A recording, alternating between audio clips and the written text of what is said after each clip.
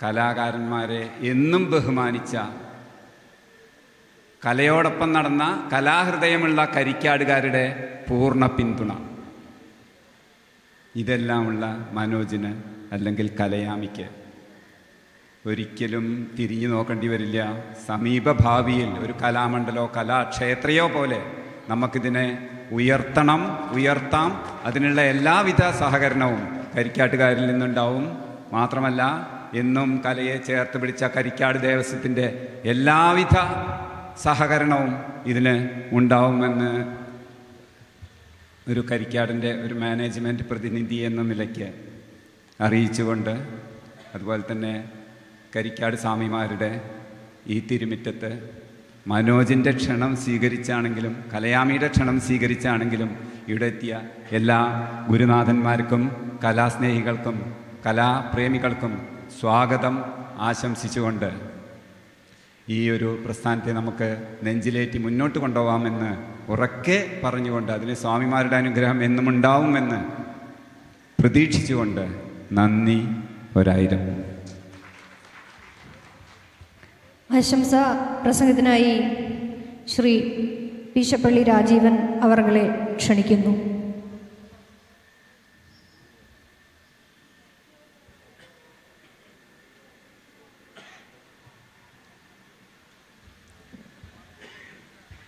വേദിയിലും സദസ്സിലുമുള്ള എല്ലാവർക്കും നമസ്കാരം. കലയാമിക്ക് എല്ലാവിധ ആശംസകളും വ്യക്തിപരമായി എൻ്റെയും കുന്നംകുളം കഥകളി ക്ലബിൻ്റെയും ഹൃദയംഗമമായ ആശംസകൾ അറിയിക്കുന്നു. കലാമണ്ഡലം മനോജിൻ്റെ കഥകളി സമ്പ്രദായം ഏതാണെന്ന് എനിക്കറിയില്ല. പക്ഷെ ഒരു മനുഷ്യൻ എന്നുള്ള നിലയ്ക്ക് നല്ല സമ്പ്രദായമുള്ള ആളാണെന്ന് എനിക്ക് തോന്നിയിട്ടുണ്ട്. അത് ഞാൻ അറിഞ്ഞിട്ടുണ്ട്. ഒരു 40 കൊല്ലത്തെ പരിചയം ഞങ്ങൾ തമ്മിലുള്ളൂ.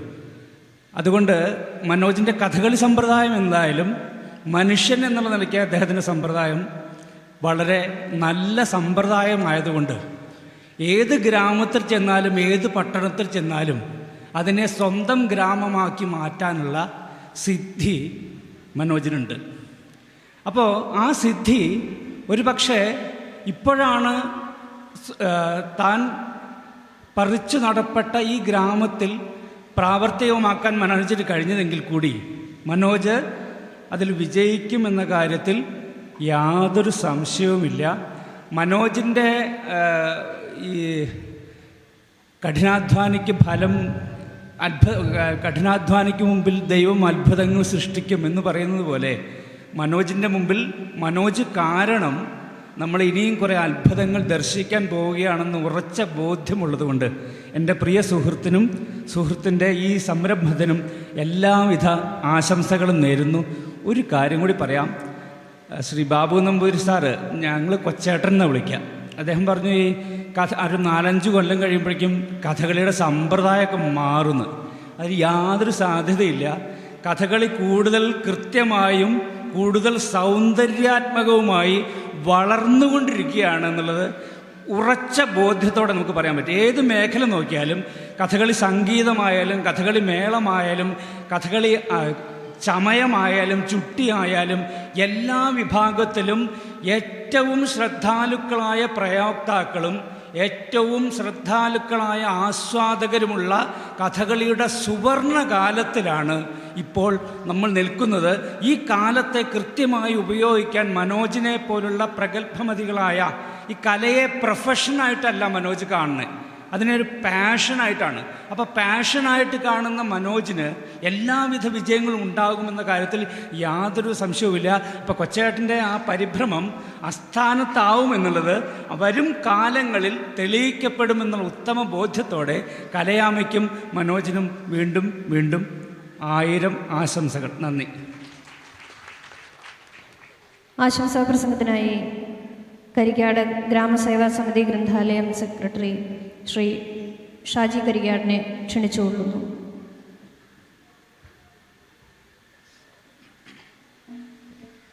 എല്ലാവർക്കും നമസ്കാരം. ബഹുമാനപ്പെട്ട ഈ യോഗത്തിൻ്റെ അധ്യക്ഷ നമ്മുടെ പ്രിയപ്പെട്ട ward member Shrimati P Geetha, Kathakali രംഗത്തെ ആചാര്യന്മാരായിട്ടുള്ള ഗുരുശ്രേഷ്ഠന്മാരെ, മറ്റു വിശിഷ്ടാതിഥികളെ, നാട്ടുകാരെ, സുഹൃത്തുക്കളെ, ഈ വേദിയിൽ വെച്ച് കഥകളിയെയോ മറ്റു സമ്പ്രദായത്തെക്കുറിച്ചോ ഒന്നും സംസാരിക്കാൻ ഞാൻ ആളല്ല. പക്ഷേ കല എന്നും തുടരണം, നിലനിൽക്കണം എന്നാഗ്രഹിക്കുന്ന ഒരു പ്രസ്ഥാനത്തിൻ്റെയും അതുപോലെ തന്നെ വ്യക്തിയുമാണ്. അതുകൊണ്ട് തന്നെ കലാമണ്ഡലം മനോജേട്ടൻ നേതൃത്വം നൽകുന്ന കലയാമി എന്നുള്ള ഈ കഥകളി അക്കാദമിക്ക് എല്ലാവിധ ഭാവങ്ങളും നേരുന്നു. അതോടൊപ്പം തന്നെ ഇന്ന് നടക്കുന്ന കളിയൊരുക്കത്തിന് എല്ലാ ആശംസകളും അർപ്പിക്കുന്നു. കരിക്കാട് ഗ്രാമസേവാ സമിതി ഗ്രന്ഥാലയത്തിൻ്റെ എല്ലാ പിന്തുണയും സഹായവും കലാമണ്ഡലം മനോജേട്ടൻ്റെ നേതൃത്വത്തിലുള്ള കലയാമയ്ക്ക് ഉണ്ടാവും എന്ന് ഉറപ്പു നൽകിക്കൊണ്ട് ഈ പരിപാടിക്ക് എല്ലാവിധ ആശംസകളും അർപ്പിക്കുന്നു. Karikkad Kalasamithi president Shri Pradeep T K അവർകളെ ആശംസകൾ അർപ്പിക്കുന്നതിനായി ക്ഷണിക്കുന്നു.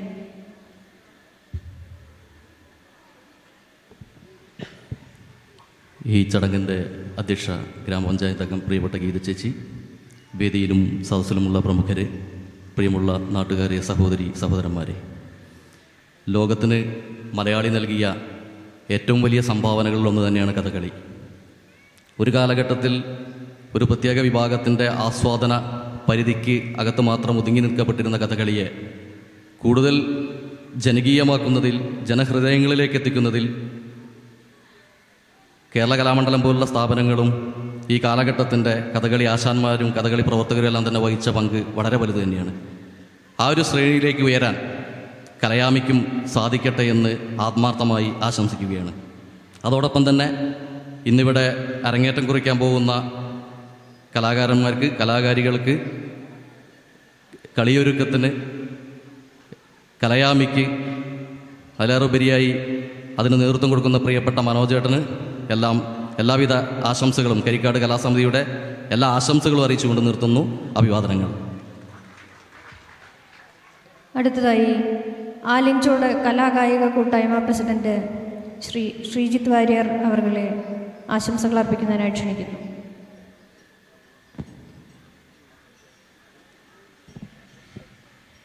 വേദിയിലും സദസ്സിലും ഇരിക്കുന്ന എല്ലാവർക്കും എൻ്റെ നമസ്കാരം. ആലിഞ്ചോട് കൂട്ടായ്മയ്ക്ക് വേണ്ടി ഈ കലയാമി മനോജേട്ടൻ്റെ കലയാമി പരിപാടിക്ക് എല്ലാ ആശംസകളും അർപ്പിച്ചു. കായിക സമിതി കരിക്കാട് സെക്രട്ടറി ശ്രീ നിതിൻ രാജ് അവർകളെ രണ്ടു വാക്ക് സംസാരിക്കാൻ ക്ഷണിക്കുന്നു.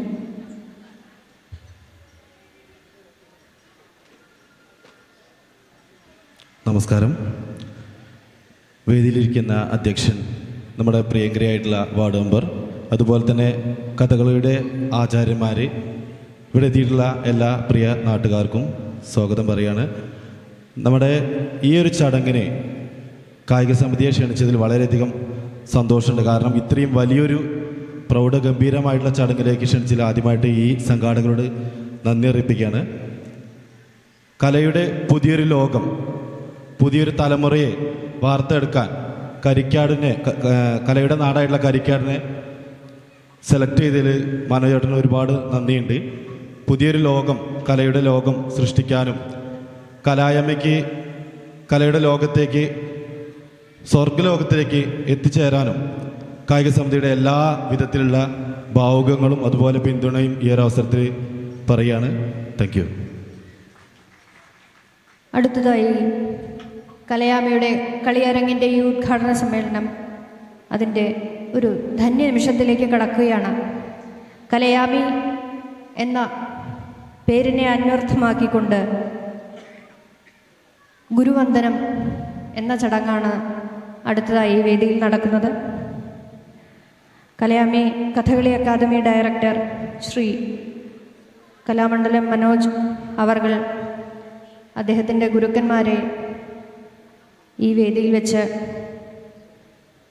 അഭിവാദ്യം ചെയ്യുന്നു. അതിനായി ശ്രീ കലാമണ്ഡലം മനോജ് അവർകളെ വേദിയിലേക്ക് ക്ഷണിക്കുന്നു.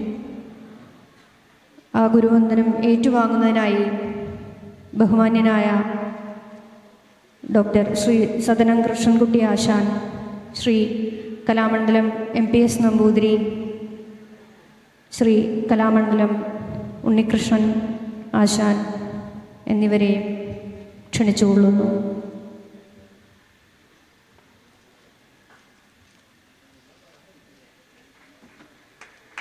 ആദ്യമായി ഗുരുവന്ദനം ഏറ്റുവാങ്ങുന്നത് ശ്രീ ഡോക്ടർ സദനം കൃഷ്ണൻകുട്ടി ആശാൻ.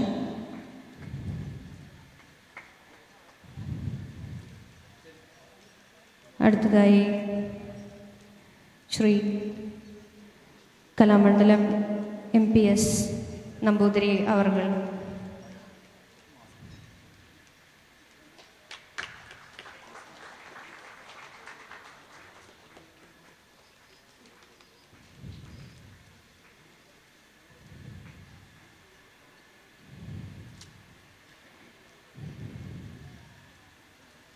ശ്രീ കലാമണ്ഡലം ഉണ്ണികൃഷ്ണൻ ആശാൻ അവർ.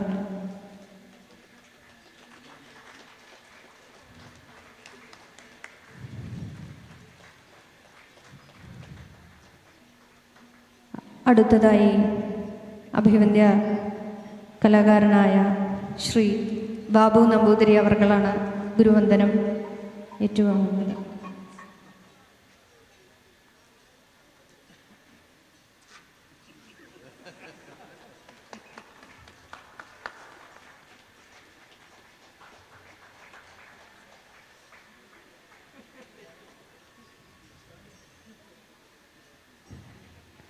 ഈ ഉദ്ഘാടന ചടങ്ങിൻ്റെ അവസാന ഘട്ടത്തിലേക്ക് കടക്കുകയാണ്. നന്ദി പ്രകടനത്തിനായി കലയാമി കഥകളി അക്കാദമി ഡയറക്ടർ ശ്രീ കലാമണ്ഡലം മനോജ് അവർകളെ ക്ഷണിച്ചുകൊള്ളുന്നു.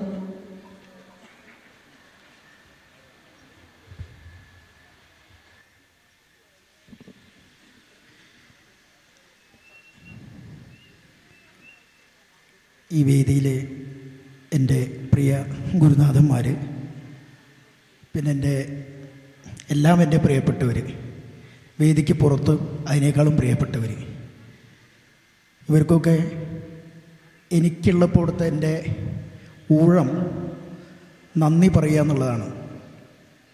അതിനു മുമ്പ് എൻ്റെ അടുത്ത സുഹൃത്ത് എന്നാണോ ഏട്ടെന്നാണോ എന്താ പറയേണ്ടത് അറിയില്ല, ശ്രീ പീശപ്പള്ളി രാജീവ്, ഞങ്ങൾ തമ്മിലുള്ള ബന്ധം പറഞ്ഞാൽ പറയാൻ പറ്റില്ല, അത് പറയാൻ പറ്റാത്ത തരത്തിലുള്ളൊരു ബന്ധമാണ്. ഇപ്പം രാജീവിനോട് എടുത്ത് പറയാൻ കാരണം അദ്ദേഹം ഒരു വാക്കോടെ പറഞ്ഞു, മനോജ് ഏത് സമ്പ്രദായമാണ് കഥകളിയിൽ കളിക്കുന്നതെന്നുള്ള എനിക്കറിയില്ല, അത് ഞാൻ നോക്കിയിട്ടില്ല, പക്ഷെ അയാളൊരു സമ്പ്രദായമുള്ള ഒരാളാണെന്ന്. അത് ഏതർത്ഥത്തിലാണ് മൂപ്പര് പറഞ്ഞറിയില്ല, കാരണം മൂപ്പര് പറയുന്നതിൽ കൃത്യമായിട്ട് കുറേ കാര്യങ്ങളുണ്ടാവും. അത് ബാബു സാർ കൂടെ പറഞ്ഞ പോലെ ഇപ്പോഴത്തെ പുതിയ കാഴ്ചകളാണ് കഥകളിയുടെ. ഞാനും ആ കാഴ്ചകൾ ചെയ്യാൻ ആഗ്രഹിക്കുന്ന ആളാണ്. അപ്പോൾ അതിൻ്റെ ഉസ്താദാണ് ശ്രീ പീശപ്പള്ളി രാജീവ്. അപ്പോൾ അദ്ദേഹം കണ്ടെത്തുന്ന വഴികൾ അങ്ങനെയാണ് അതിൻ്റെ സമ്പ്രദായം എന്ന് പറഞ്ഞത്. കൃഷ്ണൻകുട്ടിയാശൻ പറഞ്ഞു വടക്കും തെക്കും അദ്ദേഹം ഒരുപോലെ പോകുന്നതാണ്. അപ്പോൾ ഈ തെക്കും വടക്കിലും അങ്ങനെ ആ രീതിയിലാണ് അദ്ദേഹത്തിൻ്റെ സംസാരം. കഥകളി മനോജ് നല്ല രീതിയിൽ കാണിക്കുന്നുണ്ട്, എനിക്കതുകൊണ്ടാണ് മനോജിനുള്ള സ്നേഹം എന്ന് അദ്ദേഹം സൂചിപ്പിച്ചു. MPS ആശാൻ പറഞ്ഞു കരിക്കാട് വന്നിട്ട്, തൃശ്ശൂരിൽ നിന്ന് കരിക്കാട് വന്നിട്ട് കഥകളിയുടെ ഒരു അക്ഷരങ്ങൾ മറ്റു കുട്ടികൾക്ക് പറഞ്ഞു കൊടുക്കാൻ ഇന്ന് മനോജ് കരിക്കാട് എത്തിയത് വളരെ സന്തോഷമാണ്. ഉണ്ണീഷേട്ടനും താളത്തിൻ്റെ കാര്യത്തിൽ വളരെ ഗംഭീരമായിട്ട് പറഞ്ഞു. അപ്പം ഇവരൊക്കെ ധ്വനികളിലൊക്കെ സമ്പ്രദായമൊന്നുമല്ല കാര്യം എന്ന് തോന്നുന്നു. രാജീവ് പറഞ്ഞ പോലെ സമ്പ്രദായമൊന്നുമല്ല, എന്നാൽ എന്തൊക്കെ ചില സമ്പ്രദായം വേണം തോന്നുന്നു. ഇപ്പം നിങ്ങൾ തോന്നുന്ന 8 വർഷം ഒരാളുടെ എടുത്താലും ഒരു ഗുരുനാഥൻ്റെ അല്ലെങ്കിൽ 2 ഗുരുനാഥന്മാരെ കൂടെ പഠിച്ചിട്ട് വേറൊരു ശൈലി എന്നിപ്പോൾ ഈ ആചാര്യന്മാർ പറയുന്ന ഈ ശൈലി പഠിച്ചിട്ട് പിന്നെ എന്തിനാ ഇയാൾ അപ്പുറത്തേക്ക് മാറിയതെന്ന്. അതിൻ്റെ ഉത്തരം ഇന്നിപ്പോൾ അങ്ങനെ മാറിയാൽ അതിന് യാതൊരു ഉത്തരമില്ല. കാരണം ഇന്ന് തെക്കും വടക്കും നോക്കാതെ കഥകളി രാജീവ് പറഞ്ഞ പോലെ തന്നെ വളർന്നു കഴിഞ്ഞു. പക്ഷെ ഞാൻ പഠിച്ചിറങ്ങിയ കാലത്ത് ആർക്കും വിഷമം തോന്നണ്ട, ആരും കുറ്റപ്പെടുത്തുകയല്ല, ഇങ്ങനെയുള്ള വേദികളിലല്ലാതെ ഇത് പറയാനും പറ്റില്ല. നല്ല കുത്ത് തന്നെയായിരുന്നു കഥകളിയിൽ പിടിച്ചു നിൽക്കാൻ. കാരണം വേറൊരു ജോലി അറിയില്ലല്ലോ നമുക്ക്. കലാമണ്ഡലത്തിൽ ചേരുന്നതിന് മുമ്പ് ഓട്ടംതുള്ളക്കാരൻ, മോണാക്റ്റുകാരൻ, കഥാപ്രസംഗക്കാരൻ, നാടകക്കാരൻ എന്നൊക്കെ ഉണ്ടായിരുന്നു. കഥകളിക്കാരനായപ്പോൾ ഇതൊക്കെ വേണ്ട വയ്ക്കണമല്ലോ. പക്ഷെ പഠിച്ചത് തൃശ്ശൂർ ജില്ലക്കാരനായിട്ടുള്ള ഞാൻ പഠിച്ചത് തെക്കൻ ചിട്ടയാണ്. എന്നാൽ എന്താ തെക്കൻ ചിട്ടയ്ക്ക് പ്രശ്നം? തെക്കൻ ചിട്ടയ്ക്ക് ഒരു പ്രശ്നമില്ല, നല്ല ചിട്ടയാണ്. വടക്കൻ ചിട്ട അതിനേക്കാൾ കേമാണോ? അങ്ങനെയും പറയാൻ പറ്റില്ല, തുല്യമാണ്. പക്ഷേ അന്ന് 79 ചേർന്ന് ഞാൻ 10 വർഷം കഴിഞ്ഞ് ഇറങ്ങിയ 79, 10, 89 ഒരാൾക്ക് ഈ ഭാഗത്ത് തെക്കൻ ചിട്ട വേണ്ടായിരുന്നു. ആരും അത് വിചാരിച്ചിട്ടൊന്നും പറയണ്ട. ഞാൻ എല്ലാവരും കേൾക്കാൻ, എൻ്റെ ഗുരുനാഥന്മാരെല്ലാവരും ഇവിടെ ഇരിക്കുന്ന എല്ലാവരും കേൾക്കാൻ, കഥകളി അറിയുന്നവരും അറിയാത്തവരും കേൾക്കാൻ വേണ്ടി പറയാം. അന്നൊരു 7ാം ക്ലാസ് മാത്രമുള്ളൊരു കുട്ടിക്ക്, ഒരു 12 വയസ്സുകാരനൊരു 10 വർഷം കഴിഞ്ഞപ്പോൾ 22 വയസ്സിൻ്റെ ഒരു ചോദ്യച്ചിൻ്റെ മുമ്പിൽ ഒരു കട്ടൗട്ടറായിട്ട് കലാമണ്ഡലത്തിൻ്റെ ഗേറ്റിൻ്റെ മുമ്പിൽ ഇങ്ങനെ തൂങ്ങിയാടുക. ഇനി എന്താണെന്നുള്ളത്. അപ്പോൾ പല സ്ഥലത്ത് ഈ കുട്ടികളെ യൂത്ത് ഹോസ്റ്റലിൽ പഠിപ്പിച്ചിട്ടൊക്കെ കൊണ്ടുപോകുമ്പോൾ തെക്കൻ ചിട്ട പഠിപ്പിച്ച ഒരാൾ മാർക്ക് തരില്ല. അതുകൊണ്ടാണ് ഉപജീവനം കഴിയണ്ടേ. വടക്കൻ ചിട്ട ഒട്ടും നിശുവില്ല. എന്നാൽ കുറേശ്ശെ കണ്ട് മനസ്സിലാക്കുക, തെക്കനല്ല വടക്കനല്ല മോഹൻലാലിൻ്റെ ഇടയിൽ ഒരു വെടക്കനായി എന്നുള്ള രീതിയിലായി. അങ്ങനെ കുറേ കുത്ത്. ഇതെന്ന് വന്നപ്പോൾ എനിക്ക് മനസ്സിലായി, എന്നെ തെക്കോട്ടാരും കളിക്ക് വിളിക്കില്ല.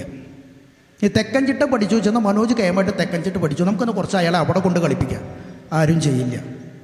എന്നാൽ വടക്കൻ ചിട്ട തെക്കൻ ചിട്ട കളിച്ച് വടക്ക് ഇവിടെ നിൽക്കാന്ന് വെച്ചാലോ അതാർക്കും താല്പര്യമില്ല. അപ്പോൾ നമ്മുടെ ആ പുണ്യേട്ടൻ്റെ ഒരു സംഭാഷണമുണ്ട് ഞങ്ങളുടെ അണിയറേന്ന്. ഉണ്ണി ജീവിതമല്ലേ വലുത് എന്നോ, അല്ലെങ്കിൽ കുട്ടനാശാൻ പറയുന്ന അത്ര ഉണ്ണി ജീവിതമല്ലേ, അല്ലെങ്കിൽ വയറല്ലേ വലുത് എന്നുള്ളതുകൊണ്ട് എല്ലാ ഗുരുനാഥന്മാരുടെയും കാഴ്ചകൾ ഇന്നിപ്പോൾ വീഡിയോ കാണാനും ഫേസ്ബുക്കിൽ നോക്കാനും വാട്സപ്പിൽ നോക്കാനും ഓരോരുത്തർ പ്രത്യേകിട്ട് കാണാനുള്ള സംവിധാനമുണ്ട്. പക്ഷെ ഒരു തരം മണ്ണുകൊണ്ടവൻ ദ്രോണപ്രതിമ ചമച്ചൊരാ തിണ്ണയിൽ വെച്ചു പൂക്കൾ അർപ്പിച്ചു കൈകൂപ്പിനെ എന്നാൽ ഏകലവെന്ന് പറഞ്ഞ കഥാപ്രസംഗം 7ാം ക്ലാസ്സിൽ പറഞ്ഞപ്പോൾ എനിക്ക് ഓർമ്മയുള്ളൊരു പാട്ടാണ്. അതേപോലെ മണ്ണുകൊണ്ട് കുറേ ഗുരുനാഥന്മാരുടെ അല്ലെങ്കിൽ മനസ്സിൽ, മണ്ണുകൊണ്ടല്ല മനസ്സിൽ, വടക്കൻ ചിട്ടയിൽ എൻ്റെ ഒപ്പമുള്ള എൻ്റെ താഴെയുള്ള വളരെ വലിയ ആചാര്യന്മാരുടെ ഒക്കെ പ്രതിമകൾ സൃഷ്ടിച്ച് മുമ്പിൽ വെച്ചിട്ട് ഞാൻ വേറൊന്നും എനിക്ക് പറയാനില്ല. കാരണം കൂടെ നടക്കുന്നു, സ്നേഹിക്കുന്നു, ഒപ്പുണ്ടാവുന്നു എന്ന് പറയുന്നവർ പലരും വരെ ആര് മനോജ ആ ചങ്ങാതി ഏത് ചിട്ടയെ കളിക്കണം ആർക്കറിയാം എന്നുള്ളതാണ്. പക്ഷെ ഇന്ന് അത് മാറ്റം വന്നു. അതുകൊണ്ടാണ് ഈ പ്രഗത്ഭമതികളുടെ മുമ്പിൽ അവരെനിക്ക് വേണ്ടിയിട്ട് പറഞ്ഞ ഈ കലയാമി എന്ന് പറഞ്ഞ സ്ഥാപനം ഇന്ന് നിങ്ങൾക്കായിട്ട് ഞാൻ കാഴ്ചവെക്കുന്നത്. അതിന് മനോജിനൊരു സാധ്യത വന്നിട്ടുണ്ടെങ്കിൽ കുറേ പ്രതിമകൾ, ബിംബങ്ങൾ വടക്കൻ ചിട്ടയുടെ എന്ന് എടുത്തു പറയട്ടെ. അതല്ലാതെ ഇവിടെ ജീവിക്കാൻ കഴിയില്ലെന്ന്. തെക്കൻ ചിട്ട യാതൊരു മോശമായിട്ടുമല്ല. ഇതൊക്കെ പറയാനൊരു വാക്ക് രാജീവ് പറഞ്ഞ മനോജ് ഒരു സമ്പ്രദായ ആളാണ്, അയാളെ മറ്റ് സമ്പ്രദായം ഞാൻ നോക്കുന്നില്ല എന്ന് പറഞ്ഞതുകൊണ്ടാണ് അങ്ങനെ ഓരോ ഗുരുനാഥന്മാരും വാക്കിനെ എടുത്ത് പറയണം. ഞാൻ കൂടുതൽ വിശദീകരിക്കുന്നില്ല. ഇതിലെൻ്റെ സുഹൃത്തുക്കളുണ്ട്, കായിക സമിതിയുടെ, കലാസമിതിയുടെ, ഞാൻ ആരും പേരെടുത്ത് പറയുന്നില്ല. കൃഷ്ണുണ്ണിരാജ് സാറുണ്ട്, രേണുവർമ്മയുണ്ട്, ഗീതേച്ചി, രാജേട്ടൻ, അങ്ങനെ എല്ലാവരും. ഇതൊക്കെ നിങ്ങൾ അവരൊക്കെ പേര് പറഞ്ഞാൽ നിങ്ങളൊരു എൻ്റെ കുട്ടികളോട് വേഷം ഒരുങ്ങുന്നിട്ട് ഞാനായിട്ട് ഞാൻ വരെ താമസം ഉണ്ടാക്കണ്ടല്ലോ. എൻ്റെ റോള് ഇന്നവിടുത്തെ നന്ദി പറയാമെന്നാണ്. അതിൻ്റെ രസം ഞാനും രാജീവൊക്കെ, ഞാനല്ല രാജീവും ഞാനൊക്കെ ആസ്വാദന കളരി നടത്തുന്നതാണ്, ഡെമോൺസ്ട്രേഷൻ. ധാരാളം അദ്ദേഹത്തിൻ്റെ ഡെമോൺസ്ട്രേഷനാണ് കൂടുതൽ കഥകളി ആസ്വാദനം ഒരു പക്ഷേ ഉണ്ടായിട്ടുണ്ടാവുക. അപ്പോൾ ഞാനും ചെയ്യാറുണ്ട്. ഞാൻ ഏത് സ്കൂളിലും ഒക്കെ പറയുമ്പോൾ ഈ മുദ്രകൾ പറയുമ്പോൾ ഞാൻ പറയുന്നൊരു വാക്ക്, അതിപ്പോഴും പറയുന്നു, എൻ്റെ ഇന്നത്തെ റോള് നന്ദി പ്രകടനമാണ്. ഞാൻ പറയുന്നു, സങ്കടം, സന്തോഷം, കരുണം, സ്നേഹം, ദേഷ്യം, കോപം എല്ലാറ്റിനും കഥകളിയിൽ മുദ്ര കണ്ടുപിടിച്ചു. പക്ഷെ നന്ദി എന്നുള്ളൊരു വാക്കിന് മാത്രം ഒരൊറ്റ മുദ്ര കണ്ടുപിടിച്ചില്ല. അപ്പോൾ നിങ്ങൾ വിചാരിക്കും ഈ ഇരിക്കുന്ന കഥകളി ആചാര്യന്മാരും അതിനെ പിന്തുടർന്ന് വന്നവരൊക്കെ ഒക്കെ നന്ദിയില്ലാത്തവരെ കഥകളിക്കാരെന്ന്. അതല്ല കാര്യം. നന്ദി എന്നൊരു വാക്ക് ഈ ഉള്ളിൽ നിന്ന് വരുന്നൊരു വാക്ക്, മറ്റൊന്നൊക്കെ നമുക്ക് ഉണ്ടാവും. പക്ഷെ നന്ദി എന്നില്ലേ, ഇന്ന് നഷ്ടപ്പെട്ടുകൊണ്ടിരിക്കുന്ന ആ വാക്ക് കേവലം ഈ 10 വിരലുകൾ കൊണ്ട് കാണിച്ച് പ്രകടിപ്പിക്കാൻ കഴിയില്ല എന്നുള്ളതാണ് ഞാൻ മനസ്സിലാക്കിയത്. അപ്പോൾ ഞാൻ എല്ലാവർക്കും ഈ വന്ന ആചാര്യന്മാർക്കും എത്രയൊക്കെ കഷ്ടപ്പെട്ടിട്ട് കൃഷ്ണൻകുട്ടി ആശാനും ഉണ്ണീഷേട്ടനും അല്ലെങ്കിൽ എം ബി എസ് ആശാനും ഇവരൊക്കെ എത്ര ദൂരേന്ന് കഷ്ടപ്പെട്ടിട്ട് ഉണ്ണേട്ടനും ശ്രീമതി രേണുവർമ്മയ്ക്ക് വന്നത്. ആരോടും ഞാൻ അതിൻ്റെ ഇതൊന്നും പറയുന്നില്ല. എല്ലാവർക്കും ഇന്ന് പങ്കെടുക്കാൻ വന്നിട്ടുള്ള എൻ്റെ സുഹൃത്തുക്കൾ കലാകാരന്മാരുണ്ട്, കലാമണ്ഡലം കലാകാരന്മാരുണ്ട്, മറ്റു കുട്ടികളുണ്ട്, എല്ലാവരും രക്ഷിതാക്കളുണ്ട്, എല്ലാവരും കൂട്ടായ പ്രവർത്തനം. പിന്നെ ഞാൻ ഫേസ്ബുക്കിലും വാട്സപ്പിലായിട്ട് ഇന്നലെ ഒരു സാധനം എഴുതി, ഈ നാട് എന്നെ സ്വീകരിക്കുമെന്ന് ഞാൻ വിചാരിച്ചില്ലെന്ന്. ഈ നാടിൻ്റെ കുറേ പ്രതിനിധികളെ പിന്നിലും ഈ വേദിയുടെ പിന്നിലും ഈ വേദിയുടെ മുന്നിലൊക്കെ ആയിട്ടിരിക്കുന്നുണ്ട്.